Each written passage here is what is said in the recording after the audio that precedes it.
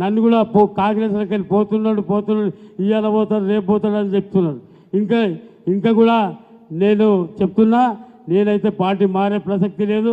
మొన్ననే చెప్పినా, మళ్ళీ కూడా చెప్తున్నా, ఎక్కడ పోయే ప్రసక్తి లేదు. ఎందుకంటానంటే మొన్నదాకా ఆలోచన చేద్దాం అనుకున్నాం, కానీ కడియం చేయాలని బంధువులు ఫోన్ చేసి చెప్తున్నారు నీవు మాత్రం పార్టీ మారవద్దని చెప్తున్నారు. కేకేళ్ళ అలిచేలు చెప్తున్నారు పార్టీ మారవద్దని చెప్తున్నారు. నేను మారే ప్రసక్తే లేదని చెప్తున్నా. ఎందుకంటానంటే అక్కడ కూడా వాళ్ళు మైండ్ గేమ్ ఆడిర్రు. నువ్వు అక్కడ ఎమ్మెల్యేకు రాజీనామా చేసేస్తే మరి దానం నాగేందర్కు ఆయనకి ఇద్దరికి కూడా మీరు రాజీనామా చేసేస్తే మీకు టికెట్లు ఇస్తామంటున్నట. మరి ఆ విధంగా ఉంది. కాబట్టి ఇక్కడ కూడా ఇంకా కూడా ఆలోచించుకోండి. ఇక్కడ ఉన్న వాళ్ళు ఎవరైనా అటు ఇటు ఓటర్లు కూడా ఆలోచించుకోండి. ఇది ఎలా ఓడిపోతుండొచ్చు, గెలుస్తుండొచ్చు, కానీ రాజకీయం శాశ్వతం కాదు. మనుషులు ఇంపార్టెంట్, వ్యక్తులం ఇంపార్టెంట్.